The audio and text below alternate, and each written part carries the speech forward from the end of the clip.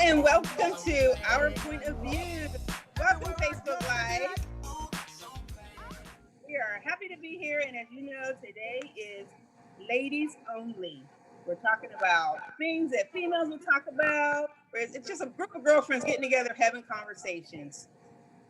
Connie, what are we going to talk about today? Hello, everybody, and welcome to Our Point of View. I am your host, Eliana Connie. So glad that you could join us on this evening.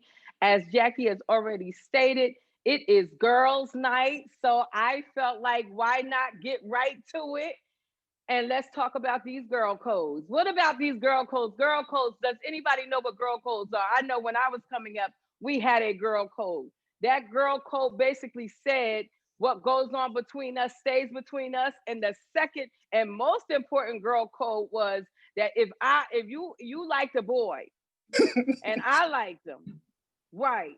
He couldn't talk to both of us, especially if you was my girl. We was tight. We was A spoon coons. You could not. He talked to me, and he could not turn around and come and try to talk to you 4 or 5 months later, even a year later, even 10 years later. I better not find out that you done talked to my ex.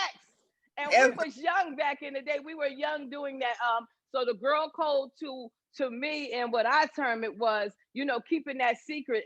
And the question I wanted to pose to some women, because this is a scenario, I'm not going to say who was in the scenario, but this is a scenario. Okay. The best girlfriend found out that the husband to somebody on the side. The girl code is, do I go and tell my best girlfriend? Or do I let her find out on her own? What y'all gonna do about it? Come on, ladies. Everybody don't listen. Somebody say something. If it was my friend, and if it was a best friend, a true best friend, because you got different stages of best friends. True. But if it was a best friend that was my ace boon coon, we ride or die for each other. Yes, I would. I love her that much. I want her to know. If it's one of those best friends where our relationship kind of iffy, or I feel like, she may end up cussing me out, or, she may turn on me or flip on me, I may think twice about it, because I may not feel like going through all that, when I'm trying to help you out. Anybody else? Telling. Who said I'm telling? I'm telling. Me. I'm telling. That's just how for me. Exactly. And if it results in, unfortunately, us no longer being friends, then that's just the path we're going to have to take in life, because I would rather you know about this situation and possibly save you some future heartache than to be, to keep things closed in, because I'm afraid that you might, take it out on me. If we're that kind of friend, if we are real friends, if I'm calling you a best friend, first of all, that means we have that kind of relationship where I can tell you that. Because I already know even if we fall out for a moment, we're probably coming right back. So I'm telling you, how you take it is your business. You want to be mad at me for a few months, it's all good. You know where I live, you know my phone number, you know how to get in touch with me. But I'm telling. What about you, Kim? Listen, here's the thing with this question, E. You can't step to your girlfriend with no hearsay. Right. You can't step to your girlfriend with no, I think, maybe, shoulda, perhaps, sometimes, probably. Okay? No. You better be sure enough sure that you know what you know. Yeah. Okay, that's how I feel about that. If I sure enough know what I know, saw what I saw, whatever, even sometimes you can see what you see. And the thing is to say, girl, here's what I saw. It might need to be addressed. It may not be coming to them like, girl, he cheating. You know what I'm saying? It may not be that, but it may like, listen, I saw what I saw. This is what happened. As my girl, I'm coming to tell you so that you can address it how you deem necessary. But I think if I saw what I saw and it is what it is, I could not live with myself knowing that I've known it, and she finds out later, and you can't come back later talking about, yeah, I did know that. What kind of what? You what? You know what I'm saying? So I think that would tear me up. Like, how could I look her in the face knowing and not say if I know what I know? Yeah. So Michelle, anybody else about it? I agree. it's like if you know something and you've seen him with someone, how could you look your best friend in the face already knowing that this guy has been with someone and you're around her and you know that something's been going, if you've seen with your own eyes, you have to tell it. You have to tell it. That's not being a friend if you don't. But the thing is, it could be innocent. What if it was a Right. You have to have, coworker and I was like Kim said, I guess like Kim said, you got to know that you know that you know that it's not just a coworker Right. or a right. business date or something. You got to have full blown information, because then you don't want to hurt that person, or you know what I mean, Mhm. It's not. damage that relationship, and it really shouldn't be damaged. Exactly. be I mean, moving I like- agree. I mean, at first I was thinking I'm gonna tell the Okay, well, they're on now. agreeing.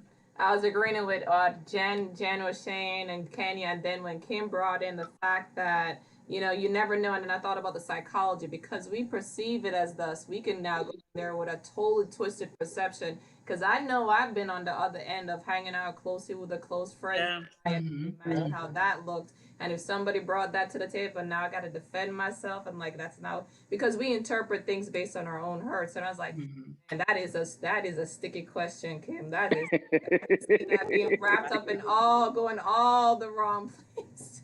And I think most of the time, if it's your bestie, you and your bestie have talked.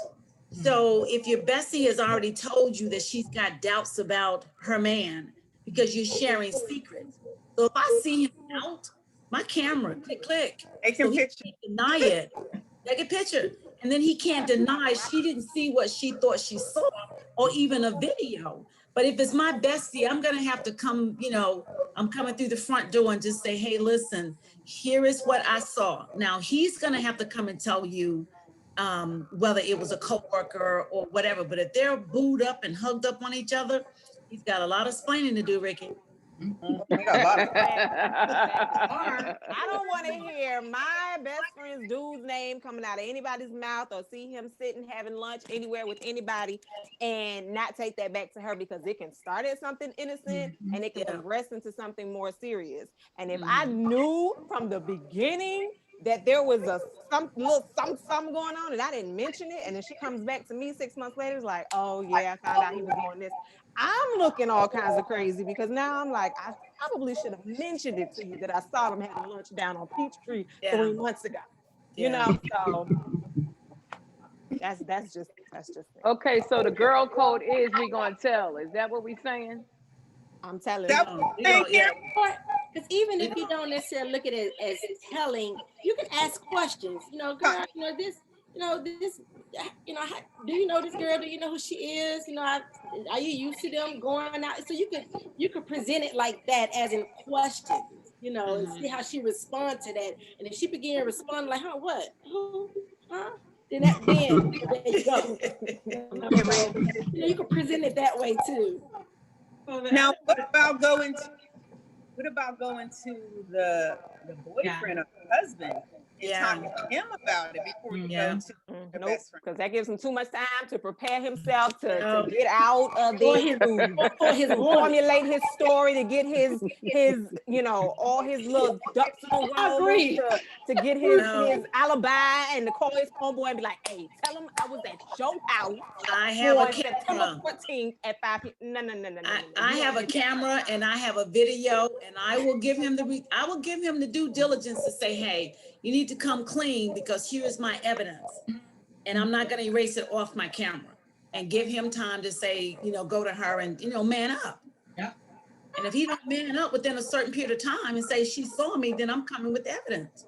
I'm coming straight with the evidence. Hashtag boom. Yes. I agree with Jen, but I'm always two-sided, with situations like this, because once again, back to my feeling of how close you are, with that, it's how close you are. If you feel like if y'all are best friends like that, then that would be more like your brother, that's like family too. So I guess it depends on, how you feel comfortable to go up to, boy, I know you're not, I guess it just depends on the relationship, and I'm gonna tell her right. Because this ain't right, that's my girl, so I guess it just depends. Because you're right, Jen. You know, if you don't want to give him no time either to go clean that thing up and fix it up, because I will be taking a few pictures too. Okay, are you saying if you're downtown somewhere, you see your best friend's dude having lunch or something with another girl or whatever, you're gonna walk up to him right then and be like, hey, listen, hey, you might want to get it together, or are you going to wait until another time to tell him? Like, at what point do you approach him with that information? Are you ask calling him later? Isn't it going to depend on what they're actually doing? If they're hugged up and, you know, locked up and kissing, you know, then yeah, I'm taking pictures and taking it back. But if they're just sitting across the table from each other, I will stop and speak to him. If he acts suspicious, then I would approach him. If he doesn't act suspicious about anything, it could be really innocent. But you I'm see, I gotta know my girlfriend. Walking up on you and say, hey, hey, Tony. Yeah. How you doing? And walk right off. Don't say nothing. Don't say nothing else, because you already know. If you my girl's man, you already know what hello means. Exactly. Oh, hey, Tony, how's Kim doing? Is Kim coming out today? Right. Hey, you know, Yeah. So now that we talked about girl codes, somebody had mentioned something about being close to the guy and everything. How about, did you have a male best friend? Ooh. Oh, I mean, Karen, I what did about- have a male best friend, but my husband shut it down. As you should. I did. I had several male friends, like my brothers. My husband was like, did not. Yeah. I'm like, what? Now, was that How before do you y'all feel about that? was that before Well- you were married or while you were married? First of all, let me say something. Do everybody have an echo? Because I feel like I'm hearing an echo. You are. Yeah, there is an echo. We need to. Somebody needs to mute something or something, because it's an echo, and I'm sure for our listening audience, they probably hear it too. We apologize if you're hearing the echo to our Facebook Live family, our YouTube family. We apologize if you're hearing the echo. We're going to try to work those glitches out. But as we were saying, Jackie just asked, do you believe, you know, can we have guy best friends? I don't think it's anything wrong with it. I didn't think it was when I got married. Some of my guy friends were like my brothers, like literally like brother, like my brother, like through high school, college. He's my brother. Now he's still my brother right now to this day, but can I say that's my best friend? Oh no, I want to keep a happy wife, happy life, happy marriage. No, ma'am. But I still have best friends. But one thing I did tell my son, who and I tell all my sons who are dating, you know, that the times are changing. And I feel like if his girlfriend has a best guy friend and you have a best girlfriend, then that should be related in the beginning of the relationship, and everybody should meet everybody.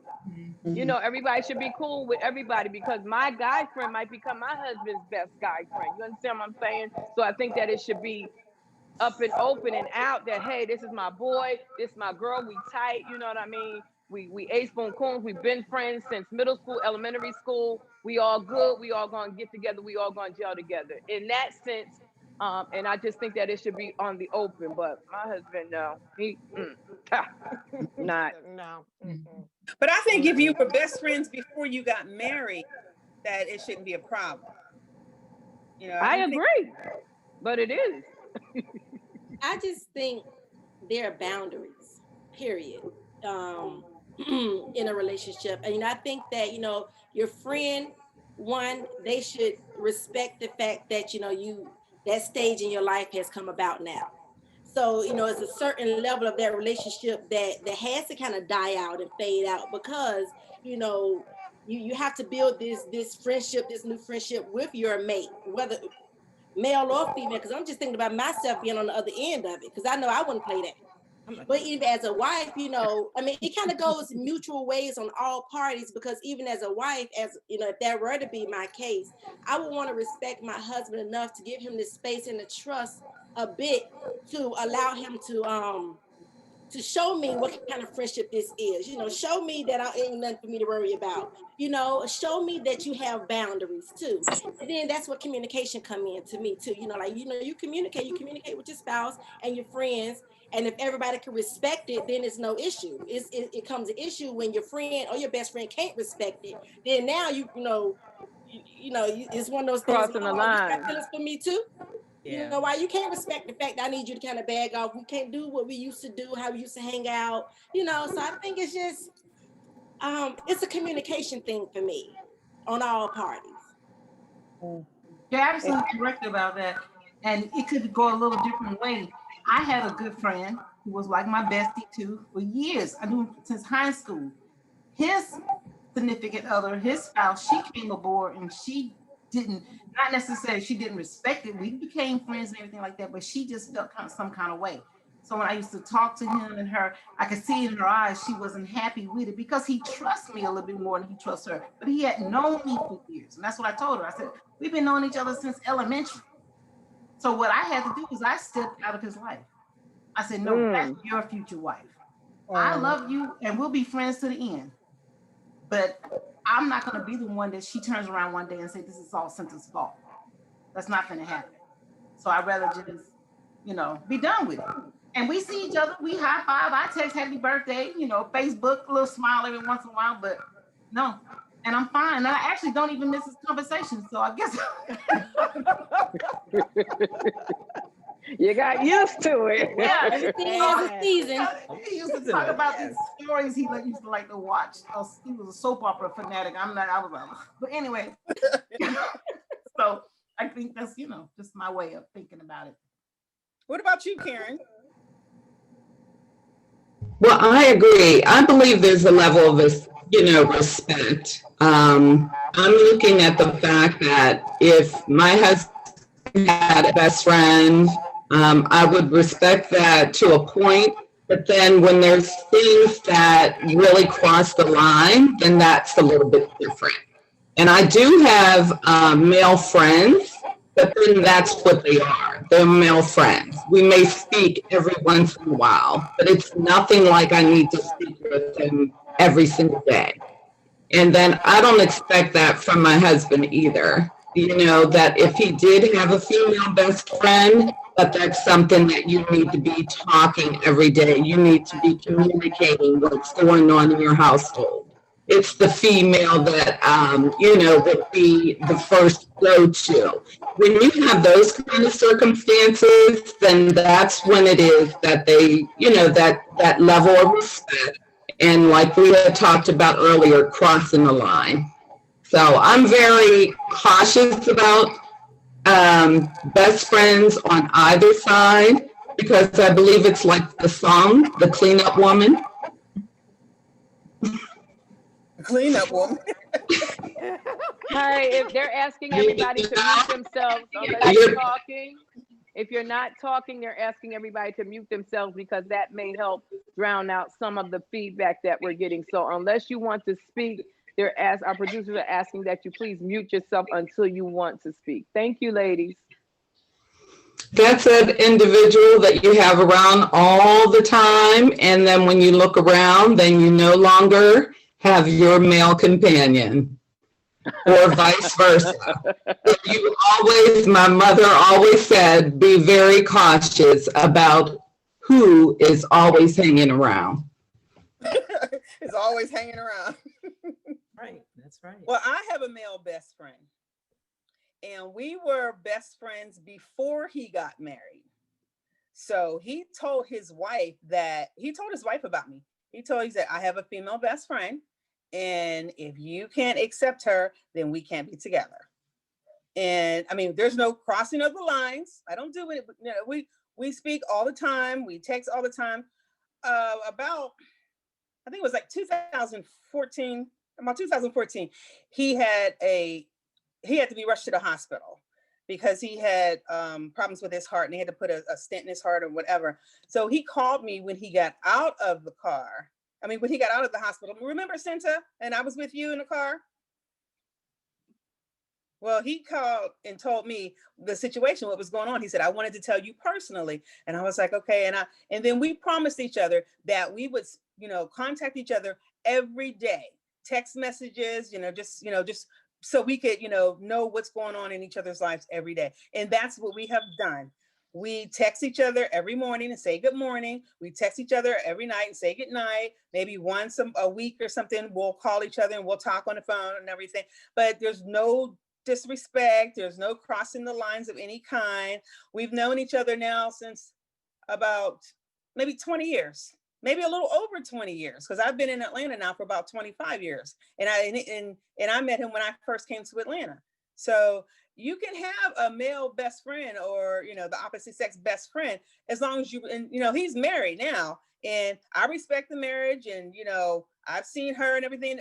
There's no problem. She don't have to worry about me. I'm living my life here in Atlanta and he's living his life down there in Nashville somewhere. But we talk every day. We communicate every day. So it can work out as long as both people are respectful to the relationship.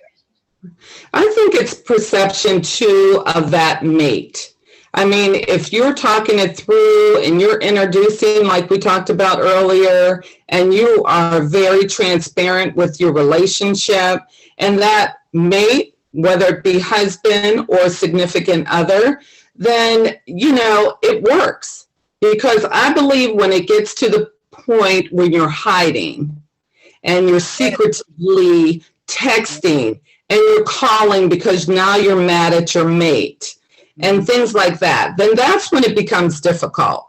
But if you're open and you're transparent, like you said, you've been friends for years, then, it works. But you do, when I'm saying respectful is that, wonder if it was the opposite where the female did not feel comfortable with the relationship. And you're saying, hey, we've been friends for 30 years. Then how do you handle it? Or vice versa, the male. So that's what I mean about crossing line, and we have to take into consideration if the shoe was on the other foot. No. But one thing we don't do is we don't talk about what's going on in his marriage. Yeah, that's what I was going to ask. We don't talk about what's going on. That's your business. What's going on in your marriage, that's your business, But one thing I do, being that I'm a single woman, I do go to him for advice about men. I tell him like who I'm dating and what's going on. He's like, Jack, he's just not into you. Let that one go. And I was like, okay, that's fine. He's like a big brother to me. I just go and we get advice from each, I get advice from him, or he might, ask me something, but I never ask him. I'll ask him how's his wife doing, but as far as what's going on in a relationship, that's your business. That's not my business. That's your business. So. And I think, like you said, if you set boundaries, because I have a male best friend and we were best friends before either one of us got married, and we approached it from the angle of we're best friends, but we set boundaries. So no late night, no early morning, respectful, and not talking about his marriage and now my marriage. We don't do that. But the spouses both know each other. If I'm booed up, cuddled up, we watching TV and he calls, I'll just shoot a message and say, are you okay? Can I talk to you later? I'm not disrespecting my husband to answer the phone and say, hey, it's my best friend. Just don't do that. And vice versa, because I don't want any problems in my marriage and none in his. So as long as you set boundaries, I think that part is okay. But I think some women do have a problem with the single female and their man, if they're intimidated or, they have some issues with it. So you do have to work around or step back from it, and for peace sake. We actually have a comment on our Facebook Live page from one of our co-hosts, State Representative Derek Jackson, and he said, he said, your best friend should be your significant other. No one should be equal. Ladies. If you were best friends before you got married, don't nobody care about that, Jackie. Don't nobody I would agree. I'm trying to be nice. I'm trying to be nice over here.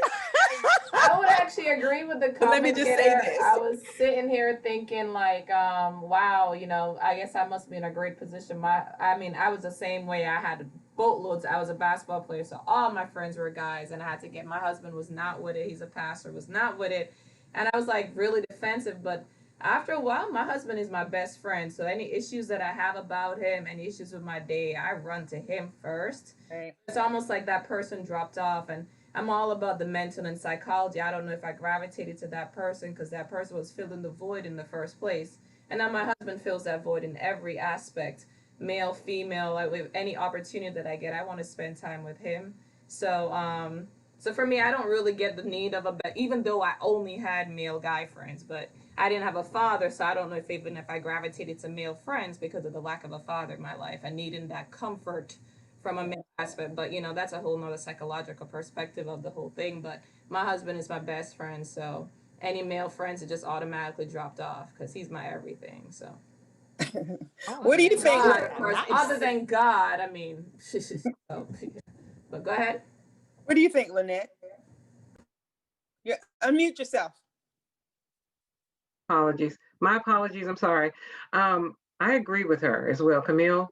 I agree to a certain extent because I think if you are a best friend and your best friend gets married, and if your wife or husband is uncomfortable, then as a best friend, you should be willing to bow down a little or bow out a little gracefully and just say, okay, well, you just call me whenever you get some time. And if they never call you, or if they just like happy birthday, Merry Christmas, that's fine. But if it makes the other person uncomfortable, you have to respect that, because at the end of the day, you're sleeping with your husband or wife, you're not sleeping with your best friend. And right, so but I wanted to go back to Camille for a second. So Camille, you have no girlfriends, like you have girlfriends, but not a girl best friend, but you have girlfriends that you like maybe go to mall with, hang with, something like that, or no? Oh yeah, I have friends that I go out with, you know. Okay.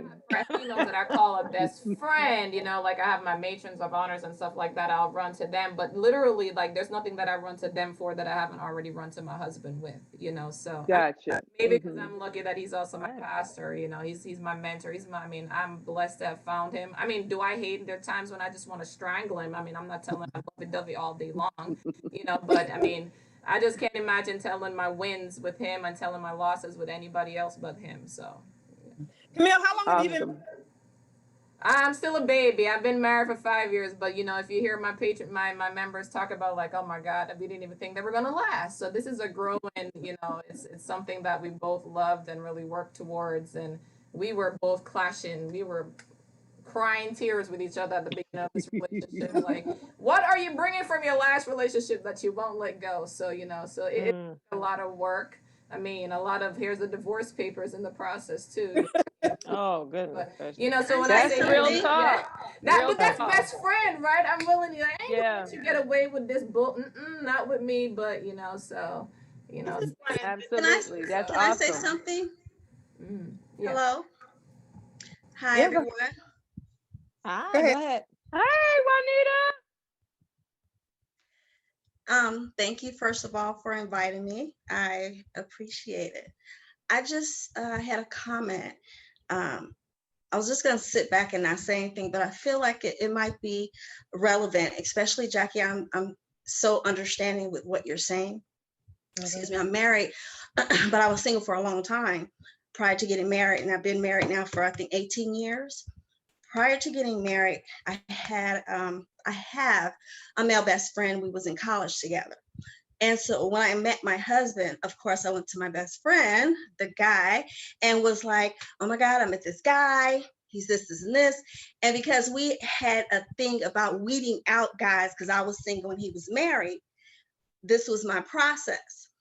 But to what you said, Missy, from the very beginning, while we were dating, I introduced him to my guy best friend who we were in college together at the time. So we wouldn't have any issues. Hey, you ain't got to worry about him. All eyes on you. But this is my guy, and this is my friend, and this guy's been my rock. You know, during this time we've been in college, he's been helping me hold it down. So as we evolved as a couple in our relationship has evolved, but my friend's still been there. I still say he's my best friend because he's a guy, but I have a female best friend that's been my best friend since the 7th grade. And those two, I can't imagine not saying the same thing when I talk to them about whatever I'm talking to them about. While my guy friend and I have our moments, him and my husband, I'm not watching the football game, nor am I talking about it on Sunday, but they do, right? And so they've connected. His wife, currently, we met. I think she's very nice. We have a cordial relationship. The four of us have all spent time together and doing things. Now, at the present day, while my husband and I have evolved into best friends, because we were not in the beginning.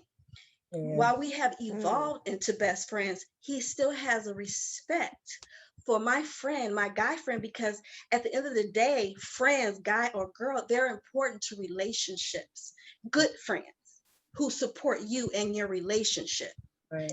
They're important, because if I have an issue with my best friend, my man, my father, my cousin, son, whoever he is at that time, I'm gonna go and have a conversation with my friend, and my real friend who love me and love us together, whether it's a guy best friend or a female best friend, they're gonna talk me off the ladder. And they're gonna tell me the truth. That's right. And they're gonna send me back home to my at-home husband best friend, right? So that That's good. relationship is important. And it really don't matter if it's a guy or a girl, if you have general respect, like someone was saying earlier, I'm sorry, I don't remember who. And someone also said, if you have boundaries, well, when it's genuine, you don't need to etch out boundaries that you wouldn't for your female friend. They're there when they support you in your relationship, right? And my guy friend gonna say, well, what did he say? Because you on some foolishness. What did he say? Don't have me call him because you tripping. And that to me is the essence of, you said, Jackie, I think that's Jackie, you said you go to him and he help you weed out, you know, the losers, the frogs when you're dating. That's important, right? And while that friendship has not declined, it's just evolved in a different way, because now my husband, I go to him for the good, the bad, and ugly, but I still want somebody else's opinion sometimes, because I'm a guy type of chick, right? I grew up with a lot of male cousins. So while I'm not watching the game, it ain't because I don't want to, because I can, and I can hold down with the best of them, right? And that's why the guys like me, because what I'm saying is relevant, and they may not ask, but they saying something. Whether you ask your friend about his marriage or not, he's taking something you saying and going back home, and whether he's saying it came from you or he's saying it for himself, that's what the friends are there for us, when they support us. In my most humble opinion, I'm just saying all of these things that you're saying are relevant, and they're true and they're accurate. And if your man ain't down with it, or you're a woman, then you gotta reevaluate it. I wouldn't say exit it, but you definitely gotta say, I gotta respect how my husband feel, because a lot of times those things come from some kind of insecurity. Now, Okay, y'all gotta forgive her, because she is a therapist. She in therapy mode. Ma'am, I ain't gonna say nothing else. when we started, but we trying to limit our comments to 2 minutes, Dr. Green. But we thank you for that dissertation. Well, really quickly, we had another comment on our Facebook Live, and they just wanted to tell you, Juanita, Lisa Hankins said, I love her spirit. So there you go.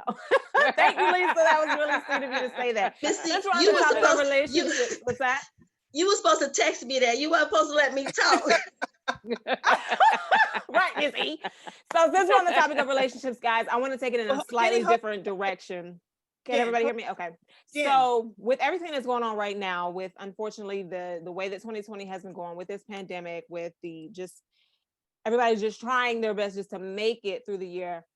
Speaking of relationships, how have you guys been dealing with your marriage in the course of this pandemic, through the quarantining, through all of that extra time you had to spend in the house with someone who you may not have spent that much time with previously?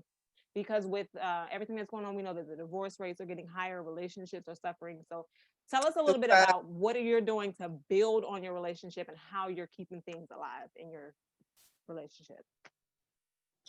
Anybody? Kim? We've done, Art and I do, I've been married, let's see, 26 years. And we've been in this thing for a minute, but we keep two things rolling most times. We keep counseling, just checkpoints, how we doing, what's going on with you. You need an interpreter, you can't understand what I'm saying, I can't understand, let's get somebody to help. And the other thing that we do is we have a dedicated date night where we cut out everything else. We dedicate and focus solely on each other. And that has helped. We both kind of work from home, so the pandemic really didn't affect us like others, but being able to shut off work. When you work from home, you work more hours than you do like in an office. You really, really do. And I don't turn off that easily. So I had to commit to, okay, get off the laptop and just dedicate time to focus on your husband. So that's how we've been handling the pandemic.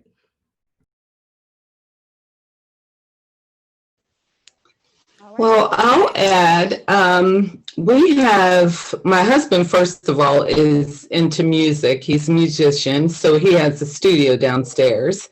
So his pastime is just kind of going into his studio and enjoying himself. But to piggyback off of you, we're both working at home, and we do commit to a date night. So our date night is on Friday. And when we are together, via it be here or going out, typically post or pre-pandemic, we would select a place that we wanted to go. We turn off our phones. We have children, adult children. Everyone knows that it's date night. So that's not a hindrance. When we began dating, we had a Saturday Night Live. And because he is interested in music, that's our time, down in the studio, listening to music, just having fun and engaging. And we're a young couple, and we may get to this topic, marrying late in life, but if we do. The other thing is just, like you said, connecting with that conversation. Understanding where you are mentally. I do multiple things. I'm in the process of getting my doctorate and working and trying to be a mom. So sometimes it's me. I feel like I need to get out. But the other thing I do is my self-help, and that's walking and meditating and maybe doing some just minor stretching. But there's things that you could do as a self-help that doesn't infringe on your relationship. But just keeping it real and sticking together through this is a big help. So that's some of the things that we do. Well, speaking on the pandemic side, I'm a healthcare worker. So I'm like Camille. I've only been married 5 years, and it'll be 6 years this year. And it was more strangulation, hey, papers, let's go. But the pandemic, because I had to travel during the pandemic as a healthcare worker, as a nurse, he came with me. And because we were locked in, the first place was San Francisco when we were locked in. Then we went to New York, we went to Orlando. So we were locked in. That gave us an insurmountable amount of time to get to the bottom of what was really our problem, what was going on, why was he thinking about leaving, why was I thinking about leaving, and what were our issues. So we do the date night, but we really got down to the real nitty gritty of what was my issue, his issue, what did he bring in from his past relationship, what did I bring in. And so now I still have a male best friend, but we've grown to where he is my best friend now. And that was not like that for the pandemic. So, massive communication. We had no choice. Champagne, beer, and massive communication in that order. Closer together. In that order, yes. What about you, Michelle? Well, of course, my husband and I, we've been married for 29 years this past August. Yes, and he is my best friend, of course, my male best friend. And we're going to be grandparents this month, actually. We're waiting any day. and we're used to being together. We spend time together 24/7. So this pandemic is like, it's rolling off our shoulders. But we have date night, and we read the Bible together. We have those times where we spend having Bible study together, watching movies together, helping with the business that he just finished up this summer. Of course, we were doing that landscaping, but it's the pandemic. It's, just together, more together time, being under the roof and wearing our mask and washing our hands and all that good stuff. But it's a challenge. And my daughter, the scary thing is she works in the healthcare industry too. So being pregnant and working at a hospital for her, that's been the challenge. And of course, my other daughter working in for Amazon, and that's kind of scary too. But and my son, he's laid off right now. So, just dealing with the kids. Okay, Dr. Kenya. Well, yes, for me and my husband, we have been married for 13 years. Beautiful. And we have 5 children, ages 12, 10. They're 2 boys, and our 8-year-old is a girl. And then the last 2 are boys who are 6 and 2. God bless you. So, so for us, for me, it has been a moment of, okay, we get a chance to enjoy each other, to see each other, because, we're working we have a few different businesses that we have, and my husband stay on the go with those businesses. And, where I can get in to help him with those, if I'm not doing anything with my own, even if we're working beside each other, we're like in 2 different spaces. So this pandemic has set us down in a sense, because we needed that, even with our kids, I had plans because it was becoming to a point where we were getting so busy, and we have our kids very active in church. They have their own group. They are a singing group. They're a dancing group. We travel with them. So with those things, even though people may look at it as, oh, y'all family do a lot of things together. We do movies as well. We do music. So with all of that being said, we do all of these things together as a family, but yet that quality time gets lost.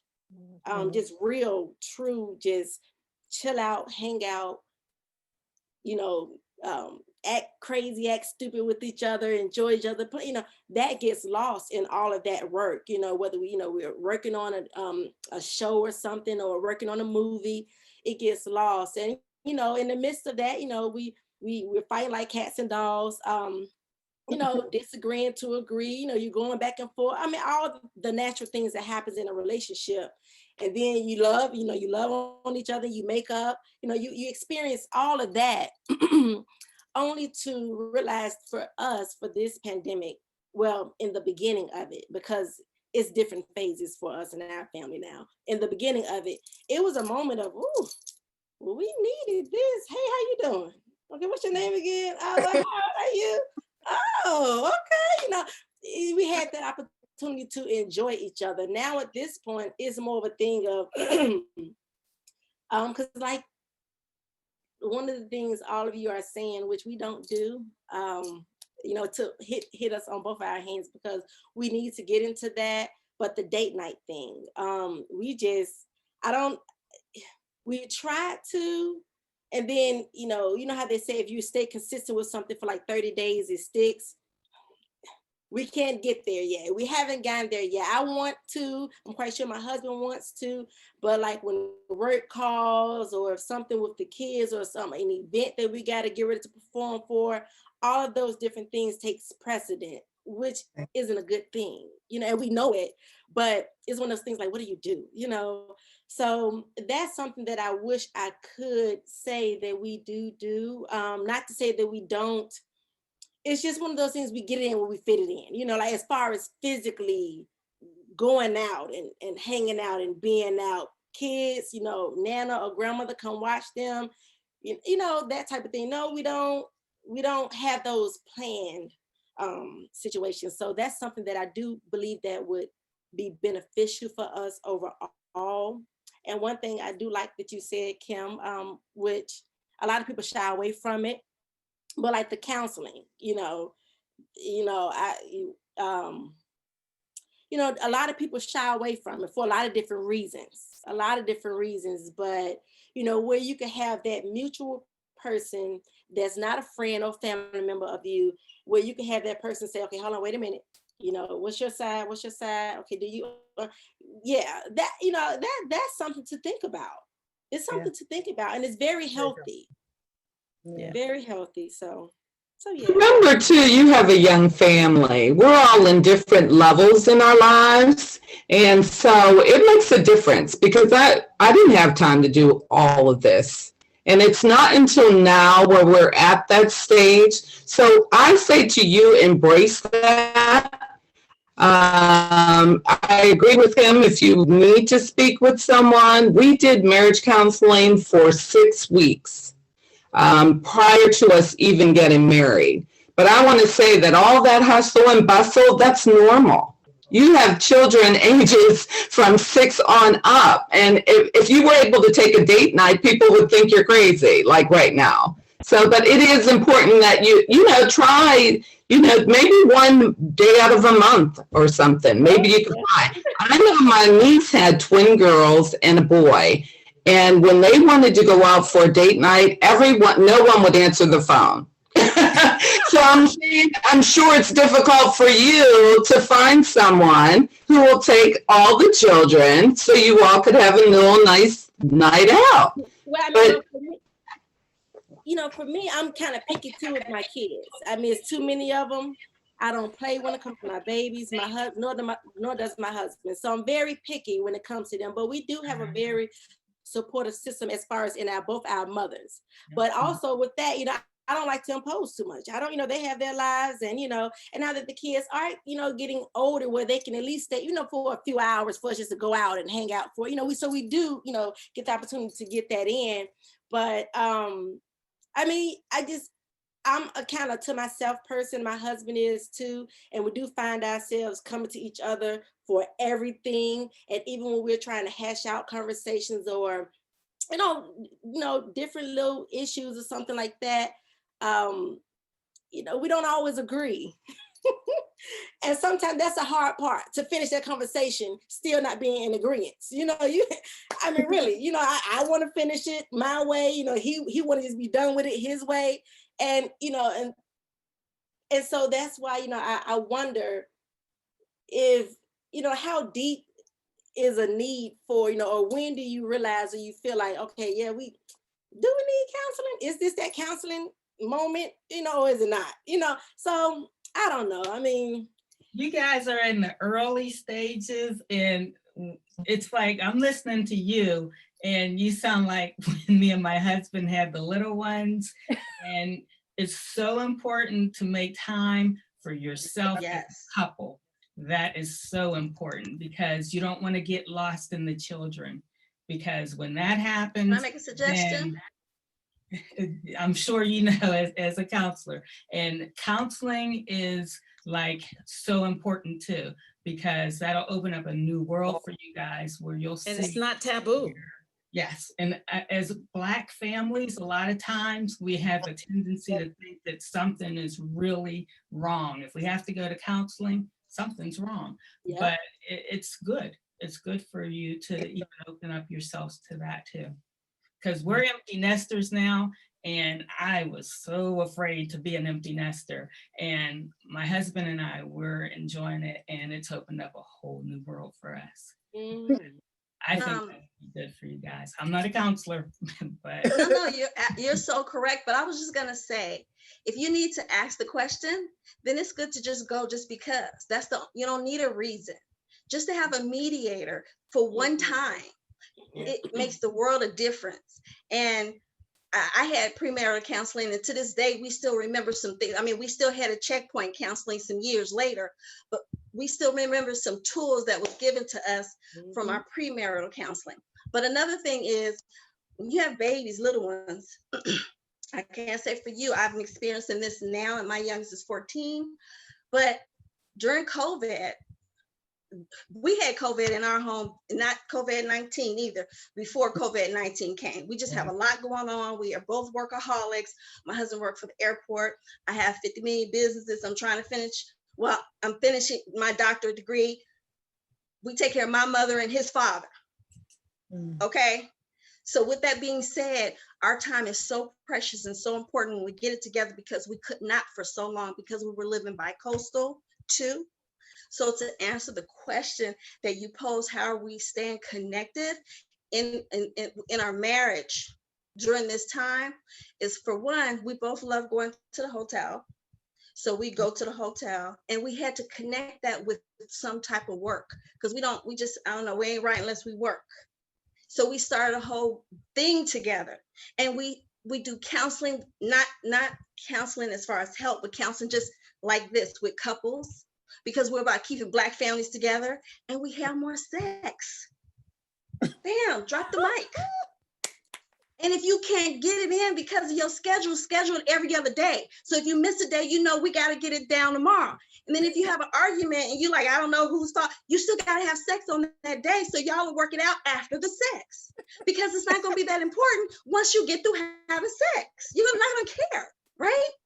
Don't let them kids get in the way, because when they're gone, you're going to be looking at each other like, who is this? Yeah. So I'm just saying, I'm going to go and stop right now. But you doing great, all in kids. Have more sex, everybody. Okay, I'm sorry. I'm going to mute Taking myself notes now. over here, taking notes. Well, that was a great question. Obviously, got some really good input on that. So, we talked about the relationship aspect of the pandemic, how you guys have been holding on with that. So let's talk about how things are going for you individually. How's your mental health been with everything that's going on, whether you're having issues in your work, in your relationship with your children? How's everything going with you in your mind right now with your mental health? Anybody want to jump in on that one? I mean, I'll jump in. Wow, I have to say, so many of you guys have so many roles. I wrote my dissertation on a strong Black woman, and I'm glad to see all of this a strong Black woman. But me too. First lady of a church, you can impact how shutting down the churches and having the older population and try to navigate that. Also, I'm a senior manager at UPMC, a healthcare organization. You can imagine how that pandemic impacted everything we had to do there. I'm also the founder of a nonprofit organization where we service the low-income community. We had to pivot all our programming to impact. So it was a lot of changes for me. And but another thing that I do is I'm also a personal trainer. So I had one-on-one clients that I would see. So my day started at 3, but now my day didn't start at 3 anymore, right? So it's like I still worked out. I put self-care first. But I pivoted. I started journaling a little bit more because I realized my emotional health, everything that I was dealing with before that I basically was too busy to deal with, was just all imploding. Actually, you talked about the relationship. There was a part in our relationship where I was talking to my husband, and I literally realized, I cried, because it's like, you really don't know me. After you really don't. And I was like, is it something that I'm doing to present? So you know what, instead of talking about this relationship any longer, we did the counseling beforehand, and in my mind, you don't listen to nothing that woman said. It became a feministic thing, like, why we even bother? So I said, you know what, I'm not even gonna ask for counseling this time. I'm gonna work on me. And ever since I started working on me, it's almost like the relationship organically grew, and that's where we became that best friend, like Shirley was talking about. Like, self-care had to be fundamental, because even now, even though I get exhausted from the daily battle, I can say at least the one thing I said is the priority. The first thing I got up in the morning to do was put myself, and it's included with journaling and worshiping and going back and connected to that Holy Spirit, because I know the day is about to kill, man. If I knew that I started on 0 again and went back into the day on a -10 and wake up on a -10 every day, that's a -500. I would be dead. I'll catch the COVID and I'll die from stress. So like, okay, that ain't gonna work out. So for me, it is so important if I expect to even survive. And I don't want to survive. I want to thrive through this and be on top of it beyond. Right. As a Black woman, and couple this with the social injustice issue, I got to make it through. We got to change stuff. We got stuff to do. This is when it's important. We all have to stand up, and it is an emotional battle as we watch those wounds reopen on a double level and still maintain. So self-care is, I can't imagine, for Black people, for Black women, with intersectionality of race and gender that we've been faced in this social unjust world, we gotta remain strong. Self-care has to be so important. It has to be number one. So yeah. Right. That's beautiful. What about you, Lynette? Well, for me, I think initially with the COVID-19 starting, it was hard initially. It was hard to work from home. It was hard to get adjusted. Now it's better. And I totally agree with Camille. It does start with you first. I think we have to, and another thing, and to piggyback on everything that she said, I had to learn to say no. I had to learn to say no and be okay with saying no. Yes. I have 4 kids between the age of 23 and 30 years old. And I had to say, for example, and I got 5 grandkids, if I'm at the store and I'm like, and I think I was telling Jackie this earlier, somebody was saying, okay, I can buy this. No, I'm gonna tell you, like my youngest son says, they have a whole mom and daddy. Okay, they can buy it for them. And sometimes the answer is just no. For me to have a peace of mind for myself, some zen and peace, to say no or to just zone everybody out at that point, for me to have some sanity, it's okay. It is okay. And I think that's our biggest problem as women. We have a big problem with saying no or straying away just to give us a peace of mind. I don't care what you have to do. Whatever makes you happy, you need to do it, okay? And at that moment, you need to do it. And it's okay. The kids are gonna be fine. Guess what? They'll be fine in an hour. If somebody hollering and fussing and beating up people and doing all kinds of stuff, they'll be just fine. Mama got to go in the room and got to sit there and got to take the remote and start clicking the TV until she finds something she likes, or just to get her a peace of mind to play a game on her phone or whatever you got to do. But I really do think it starts with us in our inner self to understand once you're gone, you're going to be replaced. Okay. Yeah. So what you need to do right now is take care of yourself right now. Today, at this moment, at 7:56, you have to ask yourself, is this where I want to be at this point? Okay.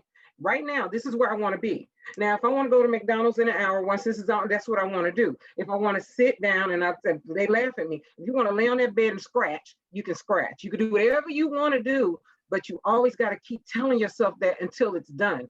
Just always say, I'm going to do whatever I want to do. I love everybody around me, but at the end of the day, what's most important is what's in me. It's me. So I've learned, and it took time. And I know she's a young mother. I don't know her name. She's a young mom. She got the kids. I was there. I did all of that. And it took some time for me to get there and say, I got to do for me, because I was running around acting crazy and doing all kinds of stuff for my family. And then one time the light bulb came on. I said, I got to stop doing this. I got to just start doing for me. And if that's what makes me happy, if I want to buy this for them and it makes me happy, okay. If not, the answer is just going to be no. And we all are going to be okay with it. Can I say something? I'm very emotional, so y'all please forgive me. Please forgive me. No problem. I could appreciate this platform. I really can, especially from people that don't even know me. It's just different, sometimes, people that don't even know you like that, don't know much about, just to know that we all at some point in our lives may experience similar things. And that bit of wisdom at whatever stage in your life that you can share with another. Being a Black woman, another woman, coming from hearing another Black woman and married, at that, is comforting. Because the two topics, which goes back to the married part too, but as an individual, and then maybe it goes back to the being the mother of young babies too. But that individual time has been a struggle as well. And I know it's natural, but one thing that has been happening lately for me during this COVID as an individual, because I spoke on as a family, I have been realizing, oh, wait a minute, while I have been enjoying the family, I mean, I really have been, because if you know me, you know how I am about my family, but I'm realizing that, okay, Kenya, you know, you haven't figured it out yet for yourself. Because, you know, I did just finish my doctorate about a year ago, and going through that, oh my gosh. I mean, I would beat myself up so much just from not even like having a part or feeling like I didn't have a part with my family. I love to cook. I love to bake. I couldn't do that much because of school. So I was stressing out because of that. Didn't want to be in school, wanted to be in school, ready to be done with it, you know? And so now that that's over, and, you know, like I say, businesses and different things, you know, got that going on.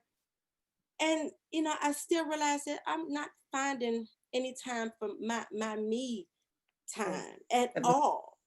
And I'm sorry to interrupt you, but have you ever heard the saying, it's nothing like a conversation with a woman because the woman understands? It's nothing like a conversation with a woman. That's why you're okay with what we're dealing with, because we all have been there. We understand, trust me. There's nothing like a conversation with a woman.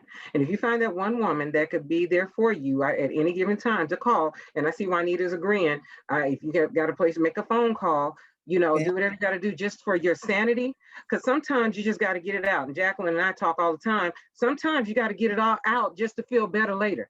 So I may tell you, girl, let me just tell you this, and you just need that ear. Once you get that ear and you've said it, you might be done with it forever, but you need to get it out and then be done with it. But it's nothing like a conversation with a woman. Go ahead. And Kenya, you're doing what I've done, and you heard of codependency? You're codependent on a lot of things, and I have my doctorate and so busy, but we find the things to stay busy with. And we're talking about our mental health here. So you're codependent on the kids, the job, the businesses, the this and that, and all of those them, but you're gonna have to carve out. You're gonna have to carve out some time for you, because you're gonna lose yourself in everything that you're doing. So if it's an hour, a tub bath, I had a sign. I made a sign and said, this is mommy's time. Do not disturb unless it's an emergency. If mommy answers, okay. If I don't answer, go away. Which is the hardest thing for me to do with my kids. But I had to carve out that time. There was time I just laid naked on the bed because that's what I wanted to do. Absolutely. And I locked the door and I put that sign up. So whatever you choose to do, and your date night don't always have to be out. It's a blanket on the floor. It's just, you know, watching a movie or cuddling, whatever. Carve out that Kenya time and write down, do your journal, because you'll find that you're codependent on a lot of things. And I was there, and I'm still carving out some of the codependent things. And my buddy to talk to when she's not traveling all over the country is Connie. She's gone a lot. So it's like, hey, it's bursting. So, you know, we can exchange numbers and don't feel bad because we all have gone through that. Yeah. Still going through until you get that ear, and Miss E, she has my information for anyone who would want it. The thing that saved me, I have to say, is my girlfriends and my support. Because prior to finishing or getting to this point, I'm in my last class, but prior to this, I was going to lose my mind. And then I started boxing. And at first, I just thought it was ridiculous, but a friend invited me to go boxing. Now I'd be like, oh, wait a minute, I got a boxing bag, I got my boxing stuff, and I get, you know, and it's pink. And I just be like, yeah, listen, I can't answer your question, kids, mama, daddy, husband, I got to go boxing because that's for me. But when I was younger, I used to hear and see my grandmother and my aunts, and they used to say, honey, I got to go in the closet and talk to God in the closet though. So until you get in contact with that ear that you need to listen to, and sometimes you feel like you're at a breaking point, especially with little kids, and it has nothing to do with love or not loving. It has to do with loving yourself first and stop making up excuses and take the time you me, because if there's no queen, ain't nobody else. Everything gonna fall to the side. Say it again. Get in That's that closet and you speak to God and you pray about it. And then when you come out that closet, now what's in that closet with you is your business. right. But it's okay. I'm here to tell you it's okay. Glass of wine, toy, it don't matter. Are we clear? But when you come out, have a plan to say, I'm going to do this for me and me alone. And then it's going to domino. Everybody's going to be better because you better. I have a motto that I always use, and I wanted to share that with all of the women. In closing, I have really been quiet because I'm just sitting back listening, because I'm just enjoying the conversation. I'm just really enjoying the women sharing and just talking and speaking from your heart. I too have been married. I'm married 29 years, 5 sons, no daughters, and raised 3 additional children in my house. But amen, thank God. Everybody's gone. Praise God during the pandemic. Praise the Lord. Amen. It's been wonderful. But what I wanted to say to the women who are here, I have a motto that I have lived by for years. God gave it to me many, many years ago, and it is, I am beautiful, I am strong, I am intelligent, and I am full of love for myself. And I live by that. Right. And the reason why I had to live by that, because I was like so many of you, football, baseball, dance, husband, tap, roll, sex, over what, all of that. I was like, bring it in. It was a lot. It was a lot. All my sons are grown now. They're grown and gone and out the house. So I'm saying, I feel everybody in this room, and even those of you who are out there on Facebook Live Land or YouTube watching us, women, we have to take that time. And that was my mantra. Like, I'm beautiful, I'm strong, I'm intelligent, and I'm full of love for myself. And I used to say that to myself all the time, because I knew and I understood that once I got that in my spirit, everybody else was going to benefit from that individual I wanted to become. And just like one of the sisters said, it became a domino effect. So when I began to feel that for me and I began to do for me, my whole house benefited. Because women, we have to understand that we represent our house, whether it's be a house of peace or a house of chaos, we represent it. And when I made up in my mind that my house was going to be a house of peace, then everything else started falling in line. When we full of chaos, our house is full of chaos. From the husband all the way down, even though he the king, we the queen, but from the queen down, the chaos, it will come because of us, or the peace will come because of us. So I want to encourage all of us that are on here, and I know the time is winding up and it's getting short. We got to do it again. It's been great, but you are beautiful, you are strong, you are intelligent, and full of love for yourself. And that full of love for yourself, meaning you got to find something that you got to do for you. And me too, Juanita. I love boxing. What? I love it. I love going to the boxing gym. Now I think I'm pretty. Look, I already thought I was bad. Now I think I'm really extra bad. I be feeling like I'm Layla Ali. I'm just saying. What? But let me just say thank you. I'm sorry. I took up golf. Whatever it takes. I draw little faces on my golf balls, and then I knock them out wherever they go. I'm working on that.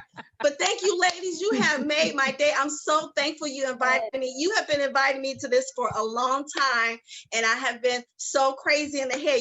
School. I just, but whatever. I'm so glad you was on me this time. And guess what? I said, I just got off. I said, I am coming. I'm gonna show up. I don't care if you just see my face for 5 minutes. Now here I am. I done stayed all this time. I blame every one of you up in here, because this has been a joy and I appreciate it. Me too. Yes. Good to have you. Wow. This has been awesome. I'm like so excited. We can talk for days, because women have a lot to talk about, because, we have, like it was stated that there's different stages.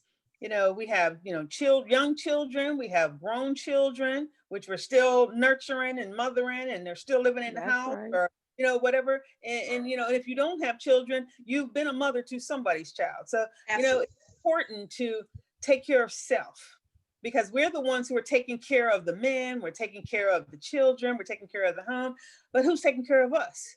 We have to take care of ourselves. So this was great. We are definitely going to do it again. We appreciate everyone for being here. We appreciate Facebook Live for tuning in with us. And it was an amazing opportunity, and it's like awesome. I get to see my best friends again. Michelle, my best friend for life, from the 9th grade in Pittsburgh, and Karen, my best friend from 9th grade in Pittsburgh, and also my daughter's godmother, and my best friend here in Atlanta, Lynette and Cinta. And I talk to Lynette every single day because, like she was saying, you need somebody to talk to as women. You need to be able to vent. I called her today and I literally was crying, and she don't do pity parties and I don't do pity parties. And she's like, girl, stop it. Just stop, breathe. You're going to be fine. I'm like, I know. It's going to be okay. It's going to be okay. But we need each other to get through the day, and they said, go in the closet and pray wherever you are. You don't have to go in the closet. Just pray. Just talk to God. Ask God to be with you, because we can't do this by ourselves, but we are doing it. And it's gonna get done whether we like it or not.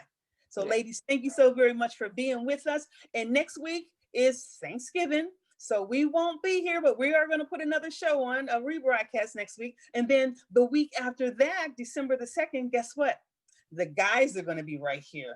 They're going to have an all guys show, and we're going to watch and see what they say. And be all up in the comments. I'm going to be commenting like, oh no, we're going to be there. We're going to be there, but we're going to get together again, and we're going to talk about other topics, and we're just going to love on each other. And Kenya, girl, I'm going to call you. We're going to call you. Yeah. So, just, have a wonderful week, a safe vacation. And out there on Facebook Land, just remember, everything you heard and everything we said was our point of view. Our point of view. Yeah. Happy Thanksgiving, Happy everybody. Thanksgiving. Love you. Bye. Guys, thank you. Bye-bye. What's the heart? Is that the heart? Oh yeah. Nice. The heart. I'm on the wrong side. On the wrong side. Jen says she's on the wrong side. Yeah. Yeah, right here. Amazing. I gotta go do Girl Scouts. So did you guys have fun? We did. Oh, yeah.